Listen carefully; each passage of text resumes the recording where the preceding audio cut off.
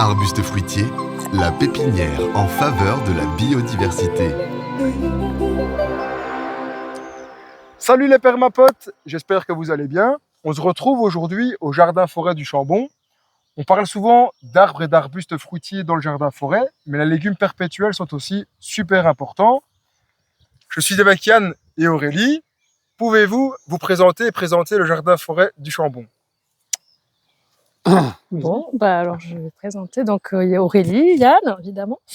Le jardin-forêt du Chambon, c'est d'abord un lieu de production de plantes de légumes perpétuels. Donc, on produit des légumes perpétuels. Ensuite, c'est aussi un lieu d'expérimentation, de test, de découverte de nouveaux légumes.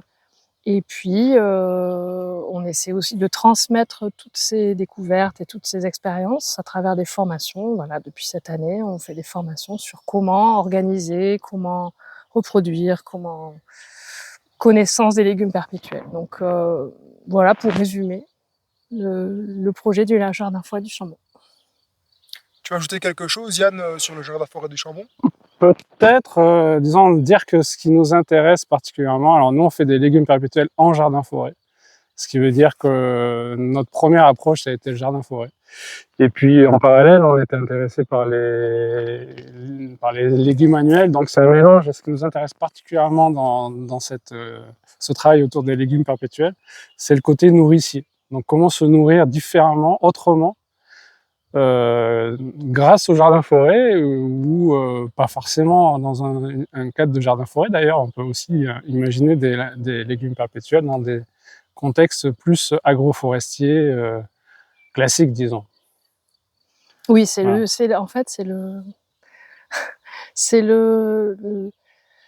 disons, le questionnement sur l'agriculture des annuels et sur la production avec des annuels et tout ce que ça implique sur les bouleversements dans la terre et qui nous ont amenés à ces réflexions sur se nourrir de légumes vivaces finalement, de pas avoir à bouleverser le vivant qui est dans la terre, la chimie de la terre, la structure de la terre.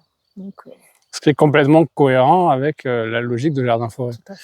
Puisque c'est l'idée de se nourrir autrement, en tablant plus sur les vivaces, autrement dit, pas avoir tous les ans à revenir, à repartir d'un sol à nu, parce que ce qui a poussé dans ce sol-là va pas avec les plantes qu'on veut y mettre.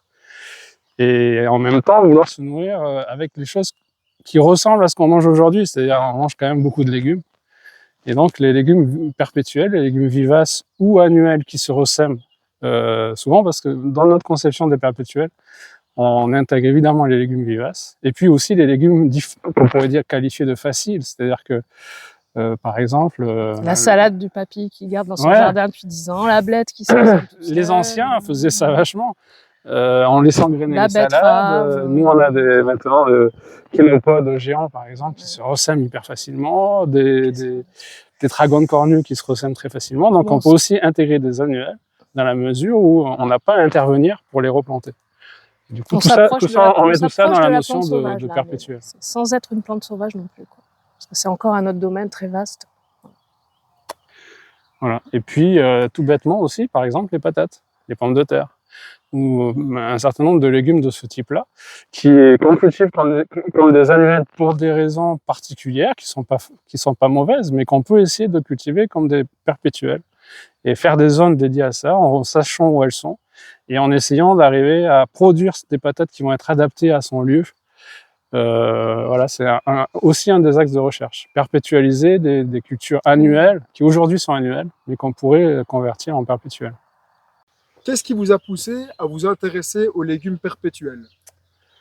En fait, moi, j'ai toujours aimé le jardinage un peu classique, hein, le jardinage de légumes annuels. Et j'ai commencé par ça. Il y a... 15 ans. On va dire il y a presque 50 ans. Mais ensuite, en arrivant ici, il y a 15 ans, voilà, j'ai commencé par travailler sur les légumes annuels. Et j'ai commencé en travaillant un peu de façon classique, alors toujours en disons plus que bio, mais dans un modèle avec motoculteur, en travaillant le sol, en mettant les plantes assez écartées, voilà. Et puis ici, on a un sol limoneux. Et à force de passer le motoculteur, je me suis aperçu qu'on avait des problèmes de structure de sol, des problèmes de fertilité, et puis ça m'a amené à réfléchir, à me tourner vers un certain nombre de pratiques. Le maraîchage sur sol vivant, La l'intégration permaculture. des arbres, évidemment la permaculture, et puis le jardin-forêt. Donc, Tout en voulant garder l'aspect nourricier, la production de légumes. et du Donc- coup, le mélange entre jardin-forêt et des pratiques agroécologiques de façon générale, et puis la volonté de produire du légume, ça fait qu'on s'est intéressé aux légumes perpétuels. C'est-à-dire des légumes produits dans un contexte vivace, qu'on n'a pas besoin de replanter année après année, et qui en même temps permettent de, alors pas forcément remplacer les légumes annuels, mais de Les compléter. très largement. Quelles sont les différentes familles des légumes perpétuels? En fait, on se rend compte quand on fait du maraîchage annuel, en tout cas nous, ce qu'on cultive, on cultive les patates, on cultive tout ce qui est légumes d'été, tomates, etc. Ensuite, il y a tout ce qui est aliacé, famille de l'ail. Les Et courges. puis, il y a tout ce qui est les salades, les épinards, etc., etc. Donc, si on reprend toutes ces familles-là, on a un peu l'équivalent en légumes, sauf dans une famille, encore que, tout ce qui est légumes d'été, légumes tomates, piments, etc. Alors, les tomates, c'est des légumes perpétuels dans leur contexte d'origine, en Amérique latine, mais ici, on les perpétualise pas encore. On a des courges perpétuelles, ça existe, mais il y en a très peu. C'est la Christophine, Ah oui. qui même ici serait vivace, mais qui est en limite. Chez nous, c'est un peu limite. À Bordeaux, par exemple, c'est une plante envahissante quasiment, qui est super. Mais bon, disons que dans la famille des légumes fruits, c'est pas facile. Par contre, si on prend tous les choux, il y a énormément de choux perpétuels. Donc c'est toute la famille des choux, et auxquels on croit beaucoup parce que c'est des plantes qui sont très nourricières, très intéressantes. On a des choux de tout type, des choux qu'on connaît un peu, des choux de bon temps par exemple, des choux, bon, on les verra au fur et à mesure, je vais pas trop délayer. Donc il y a la famille des choux. Ensuite, il y a la famille, tout ce qui est famille de l'ail, il y en a énormément. Poireaux, ail. Qui vont de choses relativement nourricières à des choses plutôt utilisées comme des condiments. Donc on verra ça aussi. Et puis après, tout ce qui est famille on va dire, grande famille des légumes feuilles. Donc on consomme les feuilles, là aussi il y en a énormément en légumes perpétuels. Et puis enfin, quand on prend les patates, alors les patates, déjà on pourrait en faire des légumes perpétuels, mais ensuite il y a tout ce qui est légumes dont on mange les tubercules. Alors de façon essentielle, parce que souvent on peut aussi manger les feuilles, parfois les fleurs, etc. Mais il y a énormément de légumes perpétuels dont on mange les tubercules. Un peu comme des patates, mais qui ont une capacité à rester d'une année sur l'autre plus importante ou importante en tout cas. Bon, c'est un peu schématique, mais Donc, ça résume bien la situation. après, il y a des familles botaniques, mais bon voilà, disons que si on fait le tour, on peut trouver beaucoup de légumes pour beaucoup de légumes perpétuels pour les usages qu'on a aujourd'hui des légumes. Alors là, bon, on voit peut-être pas l'oignon rocambole, c'est la famille des algues, mais il est assez connu. Peut-être que ça serait plus intéressant de parler de l'ail éléphant sur cette famille qui est vraiment très nourricier. Donc l'oignon rocambole, avec ses petits bulbillons qui se ressèment, donc ça fait un oignon pour lequel on peut manger les tiges, les bulbillons, le bulbe, qui se reproduit très facilement par le bulbe, par les bulbillons. Donc c'est excellent, très très bon. Mais celui qui est vraiment très nourricier, donc là il y a de la livèche, les choux, la glycine tubéreuse, on en parlera. C'est l'ail éléphant. Alors lui, il est là, il se cache. C'est la fin. Enfin là, il est en train de monter en fleurs, donc il est entre son stade de printemps. On va le manger plutôt en poireaux. Et puis il va fleurir cet été, puis ensuite il va disparaître. Et là, on va pouvoir récolter les bulbes, l'ail en lui-même, avec ses 4 énormes cailleux. Donc lui, on va le manger, c'est un ail très très doux. Donc le poireau a légèrement goût d'ail. Quand on le mange en ail, c'est un ail très très doux qui est succulent, que nous on cuisine beaucoup, et qui va se multiplier par le bulbe. Et puis il va faire, on peut diviser les cailleux et replanter, Mais on peut aussi le laisser faire une touffe, puisque autour du bulbe, il y a les petits bulbillons en terre qui vont faire que ça va faire une touffe d'ail éléphant. Donc en fait, plusieurs façons de le reproduire, très nourricier et très bon.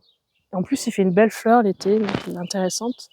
Donc lui, dans la famille des Aliacées, bon, il y a aussi la ciboule de Chine qui est très très bonne. Disons que dans la famille des Aliacées, celui-là, c'est peut-être le plus nourricier. l'un des plus nourriciers avec le Avec le poireau poireau perpétuel. Babington, On ouais, peut voir là-bas. qui est un si tu peu veux. plus loin.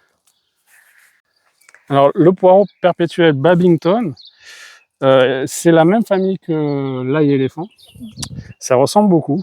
On peut manger, alors on le mange, disons, au tout début de printemps. On le coupe à la base. Et le Babington, il a une particularité, c'est qu'il fait des bulbilles au niveau de la tête. Et ces bulbilles-là, qui sont pas encore sèches, Elles sont vertes là. on peut les utiliser pour le multiplier. Donc ça, c'est sa particularité. Et sinon, il se divise aussi au niveau de la touffe. Et ça fait progressivement, il grossit progressivement. Et une fois qu'il est implanté, il est très costaud. Il revient année après année nous donner des poireaux vachement bons. Parce qu'on n'en a pas encore parlé, mais le goût des légumes perpétuels est souvent Plus soutenu et plus riche que les goûts des annuels. Alors ça, c'est un légume perpétuel qu'on ne connaît pas trop et qui s'appelle le chervi. C'est de la famille des carottes. Donc on mange les racines. Et ça fait une plante qui démarre très tôt en début de saison, qui est très rustique, qui peut monter jusqu'à encore bien 50 cm. Donc qui peut faire de l'ombre à l'extérieur. Et on mange la racine. Ça fait un ensemble de doigts comme ça, blancs. C'est excellent. Ça, j'ai vraiment envie que les gens connaissent ça, parce que c'est vraiment une plante excellente. C'est entre peut-être le panais, la carotte, quelque chose comme ça, mais en plus fruité, plus sucré. Ça salsifie un peu, ouais. Ouais, c'est de ce type-là. Mais voilà. Alors, je pense qu'il a pas été cultivé autant que la carotte, parce qu'il faut au moins 2 ans avant de le cultiver. De le manger. De le manger. Ouais. Sinon, en fait, ses racines, c'est uniquement du bois, un truc boisé. Ouais, c'est la première année. Donc, au bout de 2 ans, il devient vachement bon, mais il reste parfois encore une petite truc au milieu. Oui. Donc, nous, on le consomme, on le met en purée avec un presse-purée à l'ancienne. D'autres le font blanchir, on enlève le truc au milieu. Voilà. Par contre, le goût est vraiment excellent. Ouais. Très intéressant. À découvrir. C'est une belle plante, en plus en été, il y a des grandes ombelles blanches, il y a plein d'insectes. Donc les feuilles sont aussi sympas, elles sont bonnes, elles ont un goût... On peut manger les feuilles en salade. Ouais, qui aromatise bien les salades, donc c'est chouette. Mais c'est pas son principal intérêt. Ouais. Ça, c'est la mâche perpétuelle de la famille des valérianes. C'est une petite salade qui est très bonne, qui s'étend, là, elle est encore assez jeune, mais qui peut faire aussi un couvre-sol si on en met suffisamment, et qui est vraiment très bonne. Un petit peu amère. Alors, l'épinard du Caucase, donc c'est un légume qu'on met dans la catégorie des feuilles, qui va faire une superbe liane qui va monter jusqu'à peut-être septembre. On prélève des morceaux de tige pour ensuite manger les feuilles. Cuites, alors cuites, elles ont un goût de salade, un peu classique, presque fade, mais cuit. J'ai dit cru, c'est presque fade. Et cuit, alors là, ça a un goût d'épinard. C'est vraiment très intéressant. Par contre, c'est une plante de mi-ombre, voire bien qui aime beaucoup l'ombre. Là, elle est presque trop au soleil, tu vois. Elle va commencer à fleurir. Bon, c'est pour ça que dans cette association-là, oui. Ici, il y a un épinard du Caucase qui est à l'est, au nord-est, disons. Ici, il y a un haricot perpétuel qui va faire de l'ombre à l'ouest. On le voit pas trop bien, il n'est pas encore vraiment bien reparti, mais il commence. Ça, c'est un haricot orteil de prêcheur qui repart doucement avec les premières chaleurs. Et là, c'est un début de glycine qui n'est pas très bien reparti, mais voilà, qui n'a pas trouvé encore son support, mais qui va faire aussi de l'ombre au haricot. Oh non, à l'épinard. Ah, à l'épinard, ouais. Et là, l'épinard va rester bien vert, bien frais, et il va nous donner des feuilles une bonne partie de l'été s'il est à l'ombre. Donc ça fait une salade d'été, c'est intéressant. Très, très costaud. Ah oui, hyper L'épinard du rustique. Caucase, il résiste à Ouais. moins 30, moins 40. Il rentre en dormance l'hiver, il disparaît, il faut bien le marquer, et ensuite il repart avec de plus en plus touffu, super rustique. Alors ça, c'est des yacons qu'on a paillés pendant l'hiver. On les voit ici. Les départs. Donc cette plante craint énormément le gel. Dès qu'il y a moins 0,5 degrés, les feuilles gèlent. Par contre, la base qui est en terre, elle peut résister, je pense, autour de moins 5, moins 7, quelque chose comme ça. Et du coup, chez nous, il fait régulièrement moins 10 degrés, donc on la paille bien, il n'y a aucun problème. Et là, ils ont commencé, il y a un mois, 10 ans, à ressortir. Et le yacon, c'est vraiment une super plante. On en parle de plus en plus, c'est très bon pour la santé. C'est une plante dont on consomme les tubercules. C'est de la famille du topinambour, etc. On mange des tubercules. Sur une plante comme ça, on peut récolter jusqu'à 10 kilos à peu près de tubercules qui ressemblent un peu à des grosses patates et qui poussent de façon ramassée sur la plante sans aller très très loin. Et c'est des grosses patates qu'on peut consommer soit crues, soit cuites, et qui sont très juteuses avec un sucre qui n'est pas du glucose, mais de l'inuline. Donc c'est bon pour, par exemple, les diabétiques, ce genre de choses. On en parle de plus en plus en tant qu'alicament, quoi. Et c'est une belle plante. On voit un peu les feuilles. C'est une plante qui fait plus d'1 mètre de haut, qui fait des fleurs en octobre-novembre, un peu comme des topinambours. Donc elle est belle, elle est bonne, elle est généreuse, elle est assez facile à cultiver, puisque même à moins 10, elle résiste, quoi. Ça se conserve bien aussi. Et donc on la récolte au moment des premières gelées. Et ensuite, plus on va la conserver, plus les tubercules vont se concentrer en sucre et devenir bonnes, en fait. On en a mangé, nous, en mars, et c'était étonnant. On a l'impression qu'on les sort de terre et qu'elles sont hyper juteuses, quoi. Donc c'est vraiment une super plante, le yacon. Alors ça, c'est des haricots orteils de prêcheur. C'est des haricots d'Espagne qui font des grains blancs, des gros grains blancs qui ont la taille de un peu un bout de petit doigt, quoi, qui sont très fondants et qui ont surtout la capacité d'être vivaces. On voit là, ceux-là, je les ai plantés il y a plus d'1 an et ils ont redémarré cette année.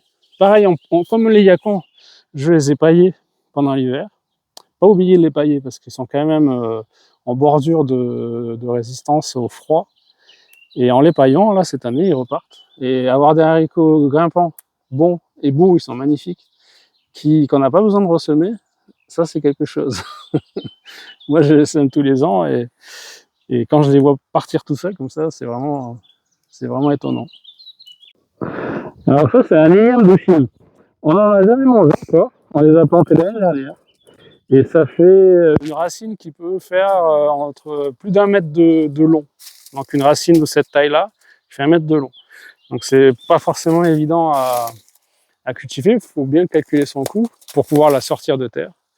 Mais d'après Claire Moquet qui nous a donné le tuyau, c'est vraiment un légume qui est super bon. Donc on y travaille et normalement l'année prochaine on pourra en proposer.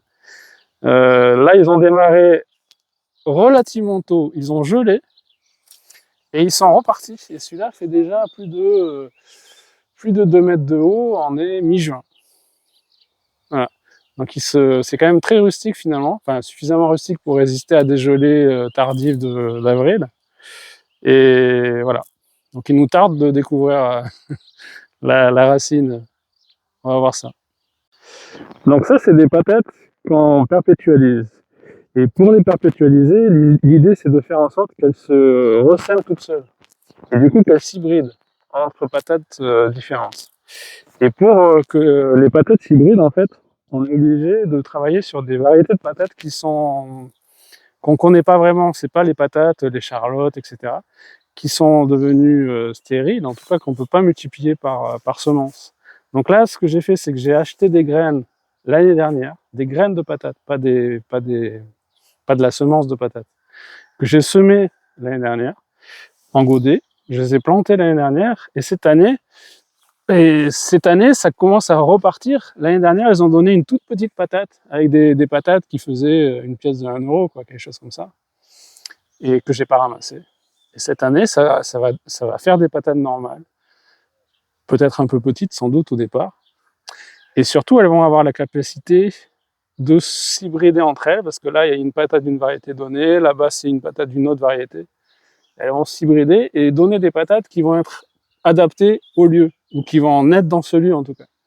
Alors, elles ne seront pas comme ailleurs, elles seront sans doute pas, on ne pourra pas mettre un nom en particulier sur ces patates-là.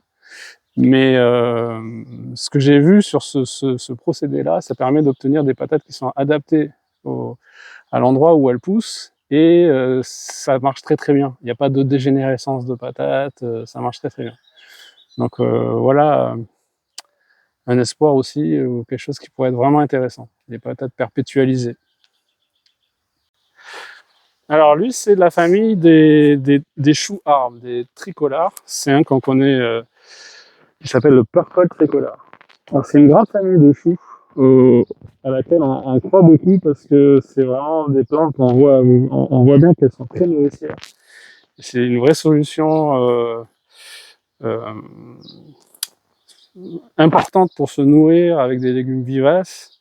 Donc voilà, ça c'est un chou qui peut faire jusqu'à 2 mètres, 2,50 m de haut, dont on consomme les feuilles. Ça fait pas de boule, qui est très doux, très sucré. Tu l'as goûté. Et qu'on peut tailler. Là, si je coupe une feuille, à la base, il va y avoir une nouvelle tige qui va partir. Ça va générer des nouveaux départs. Là, le but, c'est de manger plutôt les petites feuilles, si on veut les manger en salade, et plutôt les grosses feuilles, si on veut les manger en cuit et tout ça. Et donc là, celui-là, je l'ai planté en mars, je pense. Quelque chose comme ça. Il était comme ça en mars. Donc, la serre est toute nouvelle. Donc, voilà. C'est pour dire la capacité de pousse de ces plantes. Voilà. Et dans la famille des choux, des tricolores, il y a d'autres choux qu'on expérimente actuellement, qui ont des caractéristiques un peu différentes. Celui-là, par exemple, il fait pas de fleurs. Du coup, on peut le manger quasiment toute l'année. Mais il y a d'autres choux qui font des fleurs, de la famille des tricolores aussi. Et les fleurs sont vachement bonnes. Les boutons floraux sont très bons, un peu comme des brocolis ou des choses comme ça. Donc, quand on a mangé les boutons floraux, on se dit on veut qu'ils fassent des fleurs. Mais lui, on aime bien aussi qu'il fasse des feuilles. Donc, il y a toute une famille super intéressante sur laquelle on travaille. À découvrir d'urgence. Il y a la glycine aussi. Je te laisse sur la glycine. Alors la glycine, déjà, elle est belle. Elle est magnifique. C'est une liane extraordinaire qui Glycine va faire tubéreuse. glycine tubéreuse, qui n'est pas du tout la même famille, enfin, qui n'a en tout cas rien à voir avec la glycine classique japonaise. Donc, elle va faire des petites fleurs qui ressemblent à la glycine classique, mais en plus petit, et qui sont très fines, qu'on peut aussi manger. Elle rentre en dormance l'hiver. Elle est très rustique, elle supporte le chaud, le froid, et elle repart chaque année. Et surtout, ce qu'on consomme sont les tubercules. Donc c'est des chapelets, là, en fait, ça fait un rhizome, il y a plein de tubercules, qui se propagent un peu partout d'ailleurs. Mais c'est pas gênant si elle nous embête, on la désherbe, vu qu'elle fixe l'azote, elle fait des petits nodules d'azote dans la terre. Si on la désherbe, elle relargue son azote, donc c'est pas grave. Et surtout, donc ces tubercules sont pleines de protéines, donc c'est très intéressant sur le plan nutritif. Après, la texture, on n'est pas habitué, c'est très légèrement farineux, mais avec une petite matière grasse. Donc moi, j'adore cette plante, je la trouve trop belle. Dans la série des plantes très belles aussi, quelque chose qu'on connaît pas suffisamment, je trouve, le kénopode géant. Donc c'est la famille des kénopodes, on mange les feuilles, la famille des épinards en fait. Et ils sont magnifiques. Alors celui-là en plus, le kénopode géant, il peut faire jusqu'à 2 mètres de haut. Donc ça peut aussi faire de la matière organique. On peut le couper et pailler avec très régulièrement. Alors c'est un annuel, c'est un des annuels qu'on a. Et c'est un annuel qui est qui se ressème hyper facilement. Donc en fait, on peut le considérer comme un perpétuel. Il se ressème très facilement, on en a autant qu'on veut, et on peut l'enlever s'il nous embête.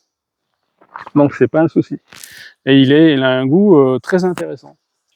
Quels sont les principaux avantages des légumes perpétuels par rapport aux légumes annuels?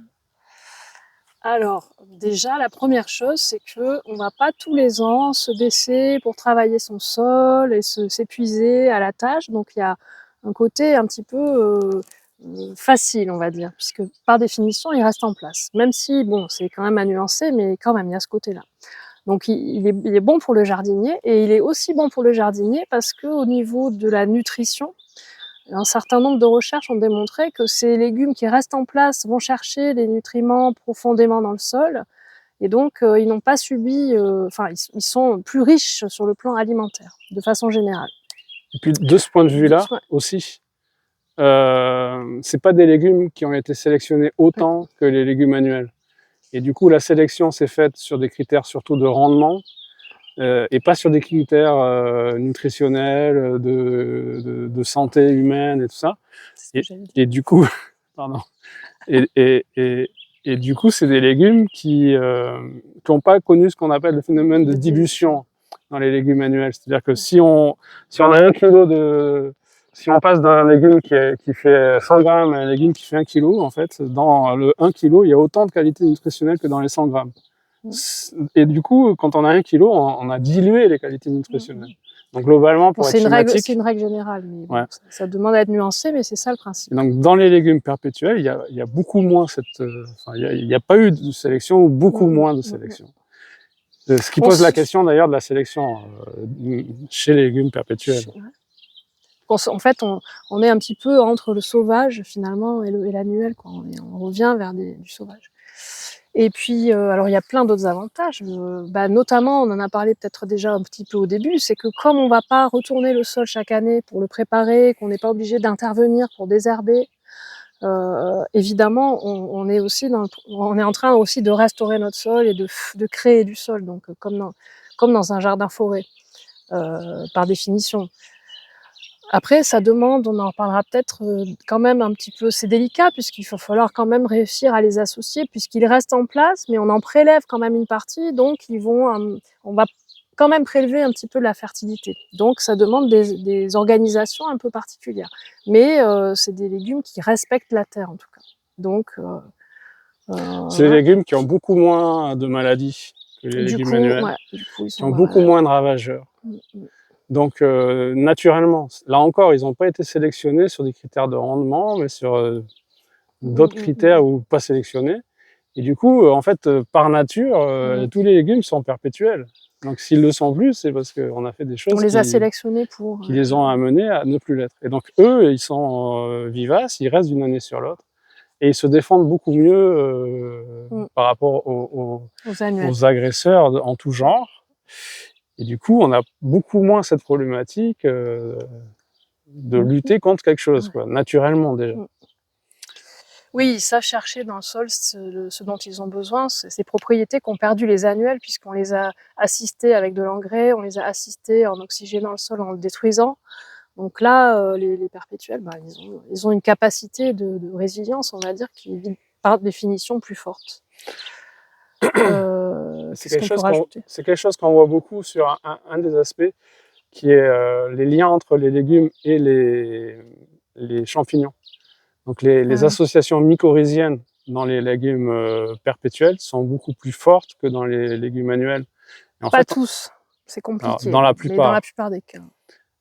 Donc en fait, on s'aperçoit, on est des adeptes de célos, hein, donc allez voir ces vidéos, ce sera mieux dit, mais disons que la plupart des plantes poussent pour beaucoup grâce à des associations mycorhiziennes particulières.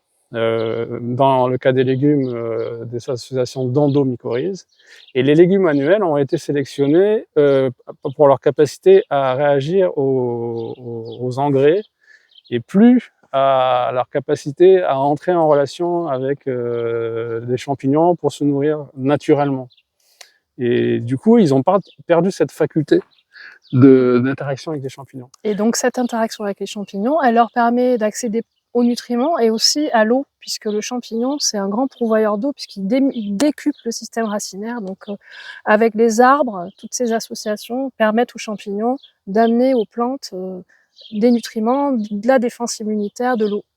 Donc, le vivace, finalement... Mais aussi la résistance au calcaire, aussi la résistance au sel. Enfin, c'est hyper complexe les relations qu'il existe entre les champignons et les légumes et les plantes en général. Et tout le vivant du sol, finalement. Voilà. Et donc, du coup, les légumes perpétuels ont cette...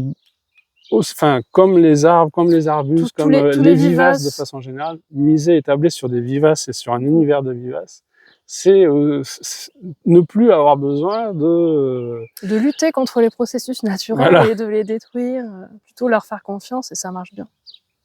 Quelles sont les techniques de multiplication pour vos légumes perpétuels? Alors, donc là, ce serait très long, hein, donc il y a une technique par légume quasiment, mais bon, on peut quand même donner des grandes lignes. Ceux qui ne risquent pas de problèmes d'hybridation et de croisement, évidemment, on va procéder par semis, donc on récolte des graines qu'on sème. Et puis pour tous les autres, la principale méthode, ça va être... non, il y a 2 méthodes en gros. La bouture, la bouture de branches donc au printemps ou à l'automne, et puis sinon la division de la touffe racinaire en fait avec différentes méthodes. Bon, je vais peut-être pas rentrer dans les détails, mais voilà, c'est bouture, division et puis le semis quand c'est possible. Donc voilà, c'est comme ça qu'on procède en essayant. Alors ça nous pose ça pose certaines questions puisque si on veut garder les propriétés d'un végétal, on veut son clone, donc on est content de faire des boutures, on est content de reproduire à l'identique, mais il y a quand même un risque un peu de perte de diversité. Donc on aimerait bien pouvoir tout faire par semis. Donc ça, on essaie de se diriger vers là, mais parfois c'est compliqué, donc voilà. Mais sinon, voilà, c'est comme ça qu'on fait. Est-ce qu'il y a une période de plantation des légumes perpétuels ou on peut les planter un peu? Alors c'est soit au printemps, soit à l'automne. Okay. Et bon, la plupart de ce qu'on a ici, nous, ça peut se faire tout au printemps en fait. Et pour certains, ça serait peut-être un peu plus approprié à l'automne. Éventuellement les aliacées, peut-être, famille des aliacées. Mais bon, ça dépend un peu du contexte climatique aussi. Si vous avez des hivers super froids, c'est pas la même chose que si le temps est tout le temps doux. Donc printemps, automne. L'essentiel, c'est quand même entre février et juin. Ouais, printemps. Pour faire large. Après, ça dépend de où on habite aussi. Oui. Et ça dépend des légumes. Il y a des légumes perpétuels vivaces qui résistent au froid une fois implantés, mais qui vont pas résister à des premières gelées. Donc ça, nous, on l'indique sur notre site et puis quand on envoie des choses pour faire attention à ça. Par exemple, il y a des choux, le chou Nine Star. Lui, il va pas craindre le froid au bout d'un moment, mais la première année, il va pas aimer ça du tout. Alors, évidemment que les haricots, tous des trucs comme ça, vont être vivaces au bout d'un an, mais voilà. Donc il faut faire quand même un petit peu attention en fonction de où on vit. Voilà. À côté de ça, il y en a qui craignent pas du tout. Par exemple, la ciboule de Chine, on peut la planter n'importe quand. Derrière, là. La ciboule de Chine, c'est une plante qui vraiment gagnerait à être connue. C'est une ciboulette plate, disons. Sauf que le goût est assez différent de la ciboulette. C'est un goût aillé, un peu juteux et sucré. C'est vraiment excellent. Les gens ne se rendent pas compte à quel point c'est bon. Il faut le goûter en fait. Alors sur la vidéo, on ne peut pas goûter, mais... Et elle fait une fleur blanche, elle fait une ombelle blanche qui est très parfumée aussi. Tous les petits pétales et tous les petits... Enfin, ça fait comme des tout petits bulbillons, un petit goût aillé. C'est magnifique sur un plat et c'est trop bon. Puis ensuite, elle monte en graines et là, elle se ressème, donc ça fait des tapis. Là, on a implanté il n'y a pas très longtemps, mais ça sera un tapis dans 2 ans, c'est un tapis de ciboule de Chine, quoi. Pour continuer la réponse sur la multiplication, il y a certains légumes qu'il faut laisser auxquels il faut donner la possibilité de s'étendre. Par exemple, la ciboule de Chine, là, elle fait des fleurs en été, et puis elle se ressème ici. Donc avant qu'elle fasse un tapis, là ici ça devrait être un tapis assez dense d'ici 1 ou 2 ans, mais pendant ce temps-là il faut lui permettre de se ressemer en nettoyant, en désherbant un petit peu, Ouais. Et puis au bout de 2 ans, on n'a plus rien à faire parce qu'elle est partout. Tu l'as vu là-bas. Voilà. Elle a même tendance plutôt à s'étouffer. Donc au bout de, par contre, un certain Il faut en nombre manger, d'années, c'est bien, il faut en manger. Donc il faut l'éclaircir et voilà. Quel conseil donnerais-tu à quelqu'un qui débute la culture de légumes perpétuels?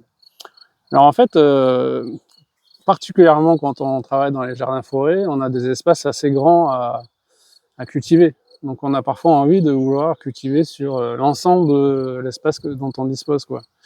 Et concernant les légumes perpétuels, en tout cas, je pense que c'est compliqué. Parce que, en fait, l'idée, pour pouvoir les cultiver de façon efficace, c'est de faire une zone qui soit suffisamment soignée pour pas que l'herbe envahisse les légumes. Et du coup, si on fait ça sur une trop grande échelle, on va tout perdre. Et il y a un autre problème, c'est que les légumes perpétuels, c'est des plantes vivaces qui valent plus cher que des légumes annuels. Et si on veut peupler 1000 m² à 40 cm entre chaque légume, je vous laisse faire le calcul, c'est une fortune. Alors nous, pépiniéristes, on veut bien, mais encore que on aurait un peu de mal, même sur 1000 m². Mais l'idée, du coup, c'est de travailler sur des petites zones. Autrement dit, peut-être le meilleur conseil qu'on pourrait donner, c'est de créer sa propre pépinière ou sa propre structure petite dans laquelle on va planter densément ses premiers plants. Éventuellement, enfin, l'idée, c'est de planter une grande diversité de plants dans cette zone-là. Et puis, progressivement, multiplier ces plants, apprendre à les connaître, apprendre à savoir ceux qui vont bien pousser chez soi et ceux qui poussent pas bien, ceux qu'on aime et ceux qu'on n'aime pas. Parce que finalement, si on les aime pas, même s'ils ont des super noms, ça sert à rien de les cultiver. Enfin, en tout cas, pas pour les manger. Et donc, voilà, l'idée, c'est de faire une micro-pépinière. Alors, nous, on a fait ça dans les forêts qu'on a vues tout à l'heure. Donc, l'idée, c'est d'associer des arbres, des arbustes et des légumes. Donc c'est pas une pépinière que de légumes perpétuels, hein, toujours en gardant cette idée de culture multi-étagée qui a tout un tas d'avantages pour la culture des légumes aussi. Voilà. Et puis en densifiant, en associant le plus possible de légumes différents dans aux mêmes endroits. Et quand on fait ça, en fait, on s'aperçoit que c'est vraiment un plaisir de travailler de ces forêts, parce qu'on a tout un tas de choses. On n'a pas des lignes entières de légumes d'une sorte. Et du coup, quand on va désherber, ici, je désherbe les, les échalotes perpétuelles. En même temps, je vais désherber la vigne qui est à côté, je vais désherber les crônes qui sont pas loin. Je vais entretenir tout ça. Et donc, ça fait une diversité d'odeurs, qui est très très agréable, disons. Voilà. Donc c'est agréable et efficace. Voilà, pour démarrer, je pense que l'idéal c'est ça. Comment as-tu structuré ton jardin forêt autour des légumes perpétuels? Alors en fait, nous, on a plusieurs formes de jardin forêt. On a ce qu'on a décrit déjà un peu, c'est ce que nous on appelle les haies forêts. Donc là, l'idée, c'est d'avoir une structure qui permette l'accès à la lumière facile, déjà dans un premier temps, puisque c'est une haie qui fait à peu près 2 mètres de large sur la longueur qu'on veut, et qui permet d'accéder au centre de la haie sans avoir trop à marcher dedans. Et donc au milieu, on met des arbres, des arbustes, des légumes perpétuels qui ont la taille d'arbustes, comme des artichauts, des choux, etc. Charlie.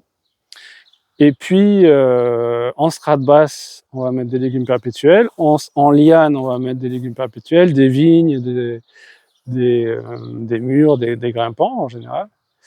Donc voilà, ça, cette structure, sa caractéristique, c'est qu'elle est facile d'entretien et que on peut accéder, et la lumière accède facilement à l'ensemble. Alors pas de façon égale, et c'est ça qui est intéressant. Par exemple, alors les haies, on peut les orienter nord-sud ou est-ouest. Celle-là est est-ouest. Et du coup, ici, si on est exposé sud, de l'autre côté, on va être côté nord. Et du coup, on va mettre d'un côté les légumes qui apprécient plus le soleil, par exemple les oignons rocambole, et de l'autre côté, des légumes qui vont aimer un peu plus froid, comme l'épinard du Caucase ou les choux d'hiver. Et en plus, on va rajouter l'effet arborée et donc l'ombrage des arbres, qui va permettre encore de créer des zones d'ombrage différentes, quoi, et de jouer avec ces ombrages-là. Donc ça, c'est une première façon de... C'est un premier type de jardin-forêt, disons. Tout à l'heure, on était dans un jardin-forêt un peu plus classique, dans le sens où c'est un peu plus l'idée de forêt. Alors nous, on a, dès le départ, essayé de réfléchir à ce jardin-forêt pour l'orienter justement vers la culture des légumes perpétuels. Et du coup, on n'est pas parti sur une idée de forêt un peu déstructurée, avec des arbres un peu partout, mais on est parti déjà d'un pré, donc on faisait ce qu'on voulait finalement, et on a fait des lignes d'arbres positionnés en cercle. Donc on a plusieurs lignes d'arbres comme ça, et on a positionné sur ces lignes d'arbres, sur ces lignes, des arbres fruitiers principaux, à peu près à 7 mètres de distance, à peu près, ça dépend. Et puis entre ces arbres-là, des arbres fixateurs d'azote, donc à 3,50 mètres à peu près. Et ensuite, sur les lignes elles-mêmes, on a densifié au maximum en arbres pour créer une ambiance forestière le plus rapidement possible. Donc on a mis des porte-greffes en plus, on a mis des arbres sauvages, on a mis des arbres qui poussaient tout seuls, on les a laissés, etc. Du coup, ça fait déjà une structure qui est très, très riche en arbres.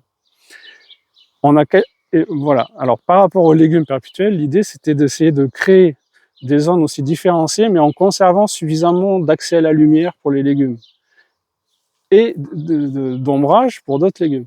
Donc tout à l'heure, je ne sais pas si on a vu, mais on s'est très rapidement servi de la pousse des mirobolans, par exemple, pour mettre des choux derrière qui ont profité de l'ombrage des mirobolans au bout de 1 ou 2 ans de pousse.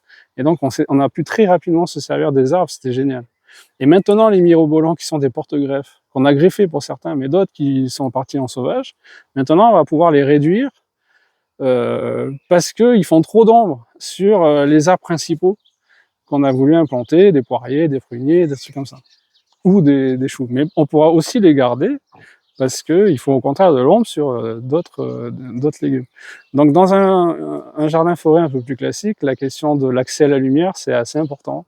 Et voilà, il faut essayer de faire en sorte de conserver quand même, dans certaines zones en tout cas, suffisamment de lumière pour pouvoir continuer à cultiver les légumes qui en ont besoin.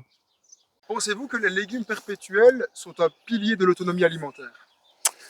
On y croit assez. On croit aussi beaucoup à leur capacité à faire qu'on se nourrisse en produisant autrement, dans un contexte qui respecte le sol, qui respecte les hommes, qui soit durable dans tous ces sens-là. Et donc là, on voit une façon peut-être de produire des légumes dans un contexte de maraîchage perpétuel. Donc dans les haies forêts, on avait énormément de diversité, beaucoup de choses, et ça pourrait très bien être adapté à des besoins familiaux. Mais si on s'intéresse plutôt à la production de légumes d'un point de vue de maraîcher, qui a besoin quand même d'une capacité de récolte plus facile, de rendement en fait supérieur, mais nous on commence à travailler, à expérimenter des choses autour disons d'une agroforesterie perpétuelle, enfin en tout cas basée sur les légumes perpétuels. Donc on a les arbres qui sont un peu classiquement en agroforesterie autour de 15 mètres de distance chacun, et puis ensuite on conçoit des associations de légumes perpétuels, disons sur une structure un peu plus linéaire que ce qu'on a vu jusque-là. Donc ici, par exemple, il y a des choux purple tricolores sur une ligne qui vont bénéficier de l'ombrage des haricots orteils de prêcheur qui sont de l'autre côté, qui eux aiment bien le soleil et qui vont pousser tranquillement ici, qui vont pousser assez vite, et en fin de saison, ils seront à 3 mètres, 4 mètres de haut. Donc là, les choux, ils aiment bien quand même un peu de soleil, donc on les a mis un peu loin. Les capucines tubéreuses, par contre, on les met au milieu, parce qu'elles aiment bien l'ombrage, elles ont du mal un peu avec notre soleil d'été ici, qui est très, très puissant. Et puis, dessous, alors voilà, ici, c'est un exemple de couvre-sol des mâches perpétuelles. des mâches vivaces. Donc voilà, c'est un test qu'on fait cette année. Donc on est en plein dans l'expérimentation, mais voilà, on croit beaucoup au maraîchage perpétuel et au fait d'intégrer des arbres et des légumes vivaces dans des contextes de production, quoi, avec des besoins de maraîchers, mais sans renier sur les associations, sans revenir sur la nécessité d'avoir beaucoup de diversité au même endroit. Alors on en aura peut-être moins que dans les forêts.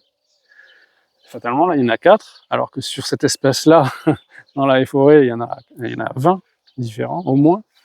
Mais voilà, les arbres sont... voilà, il faut travailler aussi sur le contexte général.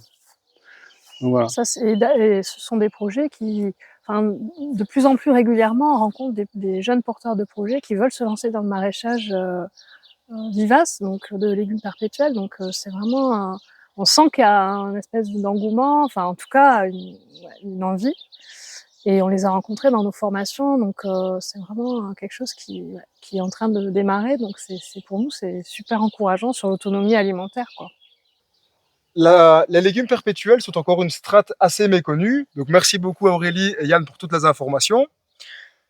Le jardin forêt du Chambon, c'est beaucoup d'expérimentation, un jardin forêt, une mare, mais également une pépinière.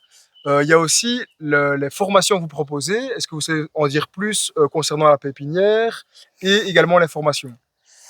Alors la pépinière, donc là, c'est la fin de la saison pour nous. Donc la pépinière va rouvrir en printemps prochain, peut-être à l'automne. On va voir un petit peu comment on arrive à organiser ça. Donc pour les plants, c'est un peu la fin. Par contre, les formations, oui, on a commencé cette année à monter une formation. L'intitulé de la formation, c'est créer son jardin de légumes perpétuels. Donc en fait, il y a en gros, pour résumer un petit peu, il y a toute une première journée sur la découverte des différents légumes avec toutes leurs caractéristiques, leurs conditions de culture, leurs avantages et inconvénients. Enfin bon, on a produit des supports avec plein d'infos sur chaque légume. Et puis ensuite, il y a une partie sur comment les multiplier. Ça, c'est quand même très important puisqu'on avait dit qu'il fallait une petite pépinière pour pouvoir être autonome. Donc vraiment les multiplier. Et dans un deuxième temps, c'est la deuxième journée, mais bon, enfin deuxième temps, comment les organiser, comment les associer, dans quelle structure, justement, un petit peu tout ce qu'on a dit, comment démarrer, comment les entretenir, en essayant d'avoir un petit apport théorique quand même pour bien comprendre les fondements de tous ces choix. C'est la problématique du design de jardin, même si en un jour, on ne peut pas évidemment faire un design complet permaculturel. Hein. Mais ébaucher avec les gens, ils viennent avec un projet et puis on essaie d'ébaucher avec eux des grandes lignes pour qu'ils puissent démarrer sereinement leur jardin perpétuel. Voilà, cette année, c'était nos premières formations et on a adoré. Chouette, un petit coucou à nos stagiaires s'ils nous voient. Donc il reste de la place pour celle d'octobre, là, à l'automne on en a eu. Et puis on a relancé des dates pour le printemps prochain. Donc là il y en aura 3 au moins l'année prochaine, printemps. Donc il faut aller voir sur notre site jardinforêtduchambon.fr. Il y a toutes les infos sur les légumes, les fiches légumes, les formations, le projet, tout ça. Oui, n'hésitez pas à venir ici en formation ou aller sur le site du Jardin Forêt du Chambon. On a abordé quelques légumes perpétuels, mais il y a tellement plus encore à voir. Hors caméra, on a parlé de beaucoup plus de légumes perpétuels. On n'a pas parlé de la mare et de différentes zones. C'était assez compliqué d'ailleurs de tout faire rentrer dans une seule vidéo. Donc je vous recommande vraiment d'aller sur leur site ou de venir ici en formation. On mettra tous les liens en bas de la vidéo. Encore merci à vous deux pour toutes les infos. Merci à toi d'être venu nous voir, c'était super. Avec plaisir, c'était vraiment un chouette échange, j'ai vraiment adoré. J'ai appris plein de choses. En attendant, n'hésitez pas à liker la vidéo, à écrire un commentaire et à vous abonner à la chaîne. À bientôt les permapotes. Salut à tous.